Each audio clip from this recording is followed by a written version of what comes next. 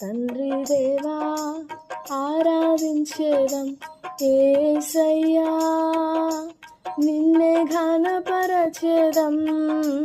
తండ్రి దేవా ఆరాధించేదం యేసయ్యా, నిన్నే ఘనపరచేదం. పావన ఆత్మ ప్రభు, నిన్నే ప్రేమించి కొనియాడెదం. పావన ఆత్మ ప్రభు, నిన్నే ప్రేమించి కొనియాడెదం.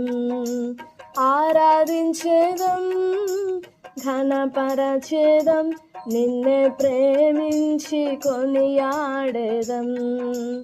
ఆరాధించేదం, ఘనపరచేదం, నిన్నే ప్రేమించి కొనియాడెదం. పరిశుద్ధ పరిశుద్ధుడా, పరలోక రాజుండా, పరిశుద్ధ పరిశుద్ధుడా, ఘన పరలోక రాజుండా, నిరతము ఉండువడా,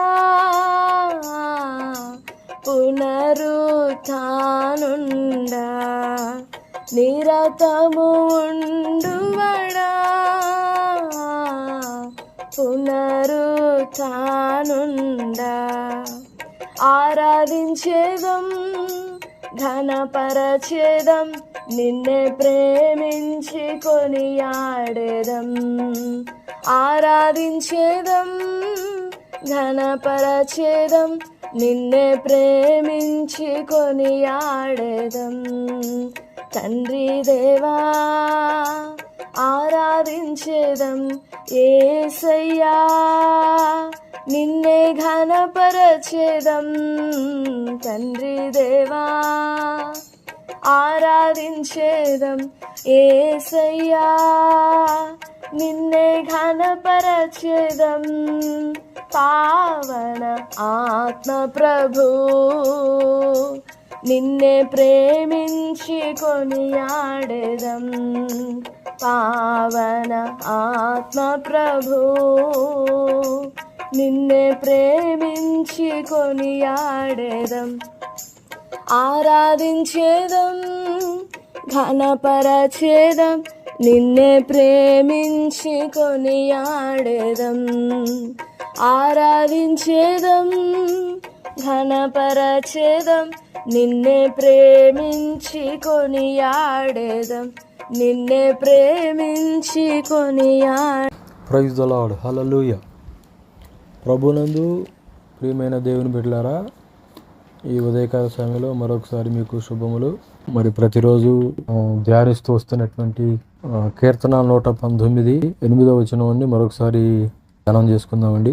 నీ కట్టడలు నేను గైకొందును, నన్ను బొత్తిగా విడనాడకము. దావీదు దేవుని యొక్క సహవాసాన్ని ఎంత ఇష్టపడుతున్నాడో మనం ఈ వచనాల్లో మనం చూస్తాం. దేవుని సహవాసం పోతే, సన్నిధి పోతే, ఆయన తోడుగా ఉండటం మానివేస్తే, లేక ఆయన విడిచిపెడితే అది ఎంత భయంకరమో ఆ లేమిని, ఆ చీకటిని దావీదు గ్రహించి అందుకని దేవుని బ్రతిమలాడుతుంది, అయ్యా నువ్వు నన్ను విడనాడకు.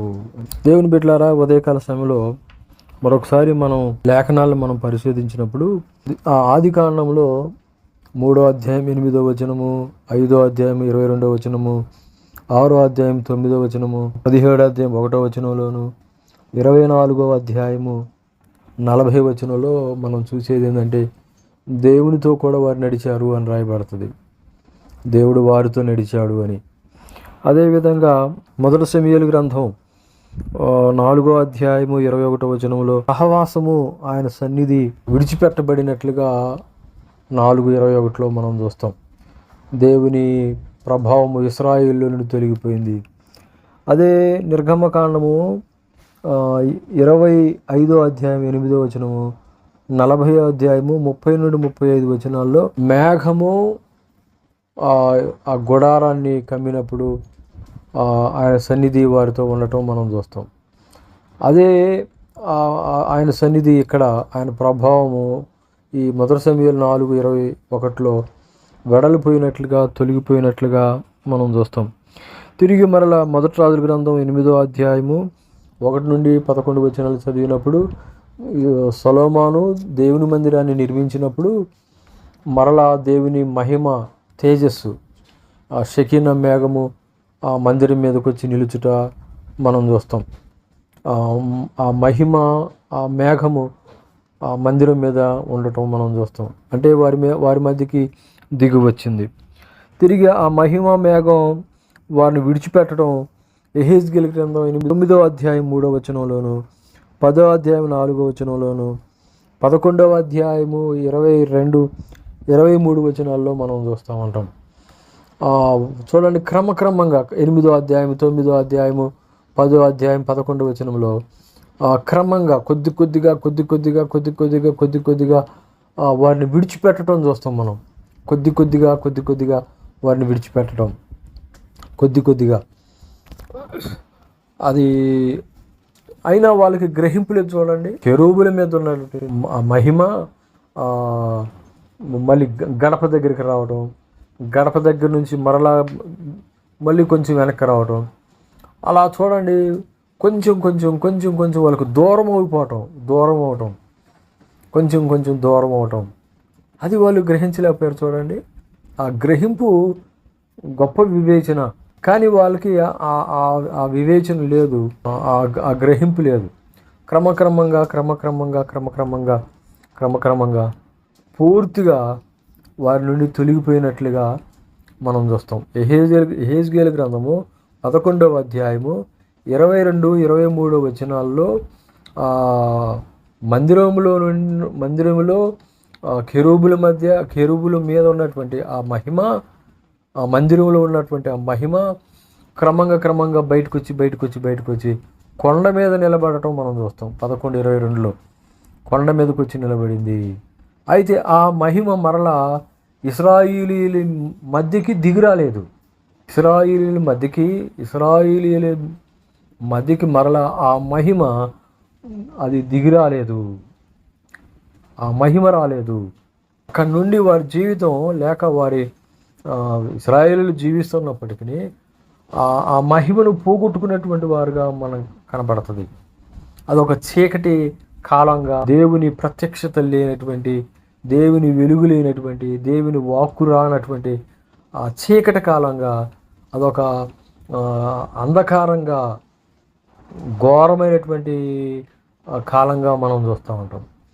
ఆ మహిమ వెళ్ళిపోయిన తర్వాత మరలా దిగి రాలేదు. మరలా ఎప్పుడు ఆ మహిమ దిగొచ్చింది అని అంటే, యేసు ప్రభు వారు ఎప్పుడు ఈ లోకంలోనికి వచ్చారో, భూమి మీదకి వచ్చారో, అప్పుడు ఆయన ద్వారా మరలా ఆ మహిమ యెహెజ్కేలు గ్రంథం 11:22లో వెళ్ళిపోయినటువంటి ఆ మహిమ మరలా యేసుక్రీస్తు ప్రభు ద్వారా రావటం మనం చూస్తాం.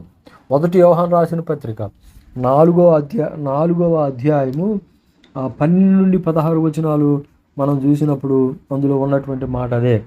దేవుని సహవాసము, సన్నిధి మరలా యేసుక్రీస్తు ప్రభు ద్వారా మనకు వచ్చింది. యేసుక్రీస్తు ప్రభు ద్వారా మనం కలిగి ఉన్నాము. యేసు ప్రభు ద్వారా మరలా దేవునితో మనం సహవాసం చేయగలుగుతున్నాము. ఇది దేవుడు మనకిచ్చినటువంటి ఒక గొప్ప కృప. అది ఒకప్పుడు దేవుని లేని వారం, వాగ్దానం లేని వారము, పరదేశులమైనటువంటి మనం మరి ఆ వాగ్దానాలు పాలువారిని చేశాడు. దేవుడు మనకి దేవుడిగా ఉండేటువంటి ఆ కృపని మనకిచ్చారు. నిజంగా మనం ఎంతో ధన్యులమో. ఈ ఉదయకాల సమయంలో మనం ఆయన సన్నిధిని బట్టి మనం ఎంతో ఆయన్ని స్తుతించాలి, ఆయన్ని మనం గణపరచాలి. ఇశ్రాయేలు ప్రజలు ఆ కృపను పోగొట్టుకున్నారు. ఆ కృపను పోగొట్టుకునేటట్లుగా మనం కూడా ఉండకూడదని రోమపత్రిక 11వ అధ్యాయంలో పౌలు హెచ్చరిస్తూ ఉంటాడు. వారు పడిపోయినట్లుగా మీరు పడిపోవద్దని హెచ్చరిస్తాడు. కాబట్టి దేవుని సహవాసాన్ని, సన్నిధిని కోల్పోకుండా ఆ సహవాసం, సన్నిధి కలిగి ఆయన వెంబడిద్దాం. ఆ కృప పరిశుద్ధాత్ముడు మనకు దయచేయును గాక. ఆమేన్. ప్రేమ కలిగిన తండ్రి, మరొకసారి మీకు వందనాలు. ఈ ఉదయకాల సమయంలో మీరు ఇచ్చిన మాటల కొరకు స్తోత్రాలు. ఇశ్రాయేలీయులు తమ జీవితాల్లో మీ సన్నిధిని, సహవాసాన్ని, మీ మహిమను పూర్తిగా కోల్పోయారు. నాయనా, వెతకని మాకు మీరు దొరికారు, నీ కృప మాకు ఇచ్చారు. మీ సహవాసానికి మమ్మల్ని పిలిచినందుకు వందనాలు.